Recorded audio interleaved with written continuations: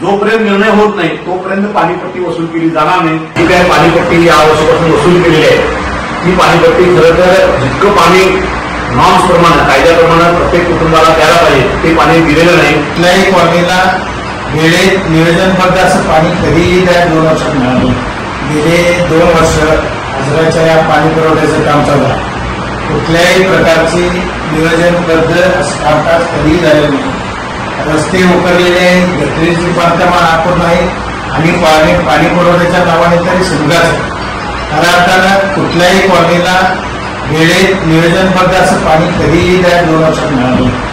त्यामुळं हा जो आजरातील अन्याय निवारण समिती आणि रहिवासी समितीने जो निर्णय घेतला त्या निर्णयाच्या पाठीशी खंबीरपणे उभा राहण्याचा आमचा विचार आहे आणि त्या दृष्टीनं आम्ही भविष्यात जे या संघटनेमार्फत आंदोलन होतील किंवा जे लढे उभारण्याचा प्रयत्न होईल त्या सर्वात या समितीबरोबर आधी राहणार आहोत।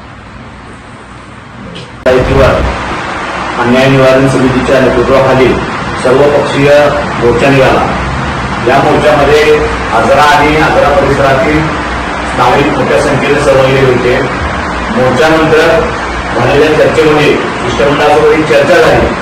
या चर्चेमध्ये आजरा नगर पंचायतचे मुख्याधिकारी यांच्यासोबत चर्चा होऊन जी काही पाणीपट्टी या वर्षापासून वसूल केलेली आहे ती पाणीपट्टी खरं तर जितकं पाणी नॉर्म्स प्रमाणे कायद्याप्रमाणे प्रत्येक कुटुंबाला द्यायला पाहिजे ते पाणी दिलेलं नाही।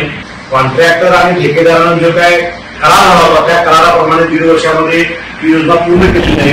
त्यामुळे त्याला पेनल्टी तर बसलीच पाहिजे। त्याबरोबरच ही जी पाणीपट्टी आहे ही पाणीपट्टी 2 वर्षाची माफ झाली पाहिजे अशा पद्धतीची भूमिका अन्याय निवारण समितीच्या वतीने मांडली गेली। या भूमिकेवर प्रशासक म्हणून मला प्रशासकाला हे अधिकार आहेत, मला याबद्दल बोलता येत नाही म्हणून प्रशासक आपल्या प्रांताधिकाऱ्यांच्या सोबत येत्या काही दिवसांमध्ये तातडीने बैठक करून या संदर्भात निर्णय केला जाईल असं मुख्याधिकाऱ्यांनी सांगितलेलं आहे।